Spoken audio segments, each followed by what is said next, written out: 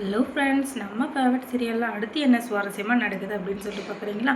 இந்த மல்லி இருக்காங்க இல்லையா, அவங்களுடைய இயக்கம் நாளுக்கு நாள் அதிகமாகிட்டே தான் போகுது. அதுக்கு காரணம் வெண்பா மேலே அவங்க வச்சிருக்க உண்மையான பாசம் தான். எந்த ஒரு தாய்க்குமே தான் புள்ள இல்லை அப்படின்ற பட்சத்தில் அவங்களுக்கு அந்த எப்படி சொல்கிறது, அந்த ஒரு இல்லாத குறைய தீர்க்கிறதுக்கு இந்த இடத்த நிரப்புறதுக்கு ஆளே இல்லைன்னு தான் சொல்லணும். அந்த மாதிரி தான் அவங்களுக்கும் இப்போது ஒரு படாத பாடுபட்டுருக்காங்க. அனல் மேலே பட்ட புழு மாதிரி அவங்களுடைய எண்ணம். அந்த மல்லியை சுற்றி சுற்றி வரைச்சி குழந்தைய சுற்றி சுற்றி வருது. அதே போல் அந்த குழந்தையும் அவங்க தாய்க்காக இருந்துட்டுருக்கு. இப்போ என்ன அந்த குழந்தைக்கு தெரியுதுன்னா, ஒரு ஹாஸ்பிட்டலில் ஒரு நல்லவங்க மூலியமாக ஹாஸ்பிட்டலில் சேர்த்தாங்க. அந்த குழந்தை இப்போ நல்லபடியாக இருக்குது. திடீர்னு நைட் நேரம் என்னாச்சு தெரியல, ஜன்னல் வழியை எட்டி பார்த்துட்ருக்கேன். ஏதோ ஒரு உணர்வு அந்த குழந்தைக்கு. நிலாவை பார்த்து பேசிக்கிட்டு இருக்கா. அம்மா, நம்ம 2 பேருமே எப்போவுமே பௌர்ணமி அன்னைக்கு நிலாவை பார்த்து பேசுவோம்.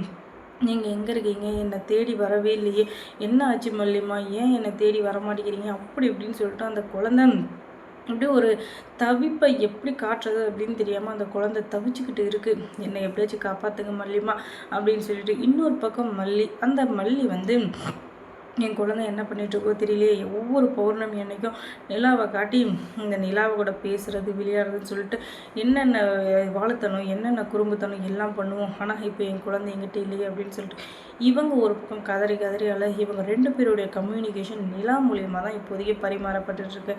அதுக்கப்புறம் இவங்க 2 பேரும் ஒன்று சேருவாங்களா சேர மாட்டாங்களா அப்படின்னு சொல்லிட்டு பார்க்குறதுக்குள்ளே அங்கே நடக்கிற திருப்பங்கள் அதிகமாகவும் வெறுப்பாகவும் இருக்குது. அங்கே என்ன நடக்குது அப்படின்னு சொல்லிட்டு பார்த்தீங்கன்னா, வீட்டில் இருக்கிற நம்ம விஜய்க்கு வெறுப்பை தூண்டி தூண்டி விட்டுட்டுருக்கா இந்த ராஜேஸ்வரி. அதுக்கு காரணம் என்ன தான் பண்ணாலும் இந்த ராஜேஸ்வரி திருத்தவே முடியாது. அவள் பண்ணுற வேலை அப்படி. அது மாதிரி தான் இப்பயும் பண்ணிகிட்ருக்கா. ஆனாலும் விஜயும் ஒரு பக்கம் என்ன பண்ணுறது, என்ன இருந்தாலும் மல்லி நம்ம புருஷன் நம்மளை என்ன வேணாலும் சொல்லிட்டு போகிறாரு, அசிங்கப்படுத்திக்கிட்டு போகிறாரு. அதெல்லாம் நம்ம மனசில் வச்சுட்டு இருந்தால் நம்ம வாழ்க்கை சிறப்பாக இருக்காது, நம்ம குழந்தையும் நமக்கு கிடைக்காது.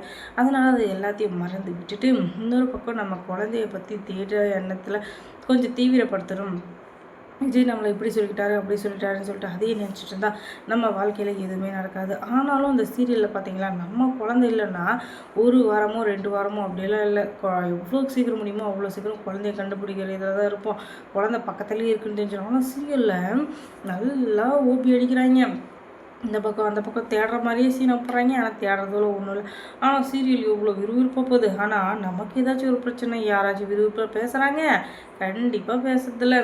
அப்படியே அது இந்த நோஞ்சாங்கோழின்னுவாங்க இல்லையா, அந்த மாதிரி நம்மளை யாருமே கண்டுக்கவே போகிறதில்ல. அப்படி தான் இருக்குது நம்மளுடைய சூழ்நிலை. ஏன்னா ஒரு கண்டுபிடிக்கணும், ஒருத்தர் தொலைஞ்சிட்டாங்கன்னா கூட பணக்காரங்களாக இருந்தால் தான் அவங்களுக்கு வேல்யூ அதிகம். அதே நம்மளை மாதிரி இல்லாதப்பட்டவங்களா அப்படின்னு தான் நினச்சேன், அவங்களுக்கு வேல்யூ அப்படின்றது இல்லவே இல்லைன்னு தான் சொல்லணும். ஏன்னா அவங்களுக்கு வேல்யூ இல்லை. அதுக்கு காரணம் பணம் தான் எல்லாத்தையுமே நிர்ணயிக்குது. பணம் இல்லைன்னா பாருங்கள், பணம் கூட நம்மளை மதிக்காதுங்க. பணம்னா பணம் கூட வாயை திறக்கணும் அந்த காலத்தில். சும்மாவா சொன்னாங்க? அந்த மாதிரி தான் எல்லாமே நடந்துட்டுருக்கு. ஒரு பணத்துக்கு, உயிர் இல்லாத அந்த பணத்துக்கு இருக்கிற ஒரு மதிப்பு கூட இருக்கிற மனுஷனுக்கு இல்லை. அதுதான் இந்த வாழ்க்கையில் உண்மை. ஏன்னா பணத்தோட வேல்யூ தான் அதிகரிச்சுக்கிட்டே போகுதே தவிர நம்ம மனுஷங்களோட மதிப்பு குறைஞ்சிக்கிட்டே போகுது. அதுக்கு காரணம் பணம் தான். அந்த பணத்துக்காக என்ன வேணாலும் பண்ணுறாங்க இந்த உலகத்தில். ஒரு அடி இதடி கொலை கற்பழிப்பு அப்படின்னு சொல்லிட்டு ஆயிரக்கணக்கான கேவலமான வேலைகளை செய்கிறாங்க.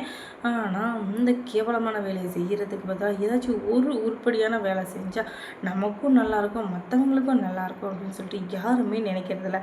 அதுதான் இங்கே நிதர்சனமான உண்மையா அப்படின்னு சொல்லிட்டு பார்த்தீங்கன்னா, ஆமாங்க, அதுதாங்க உண்மை.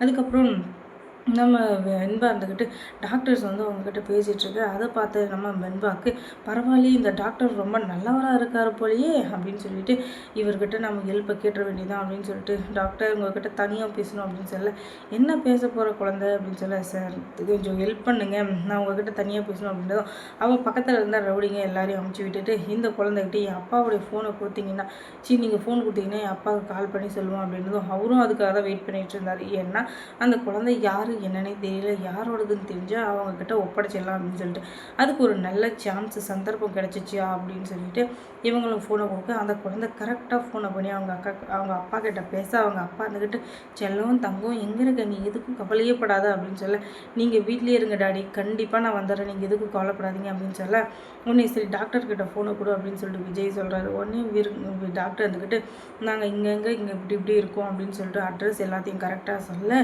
அவங்க வந்து நீங்கள் எதுக்கும் கவலைப்படாதீங்க, உங்கள் வீட்டுக்கே கூப்பிட்டு வந்துடுறேன் அப்படின்னு சொல்லிட்டு டாக்டர் கூப்பிட்டு வீட்டுக்கு வந்துட்டுருக்காரு. அதை பார்த்த விஜய்க்கு அப்படியே ஒரு நெஞ்சுக்கு ஹார்ட் அட்டாக்கே வந்துச்சுன்னா பார்த்துக்கோங்களேன். அந்த அளவுக்கு ஒரு சந்தோஷம். ஏன்னா கடைசியில் மல்லி தான் கண்டுபிடிச்சோம் அப்படின்னு சொல்லிட்டு சீனா போடுவான்னு இவர் நினச்சிட்டு இருந்தாரு. ஆனால் அது இல்லை, ஏன்னா இவரே கண்டுபிடிச்சிட்டார் இல்லையா, அதனால். அதுக்கப்புறம் என்ன நடந்திருக்கும் நீங்கள் தெரிஞ்சுக்கணுன்னா நம்ம சேனலை சப்ஸ்கிரைப் பண்ணுங்கள். தேங்க்ஸ் ஃபார் வாட்சிங்.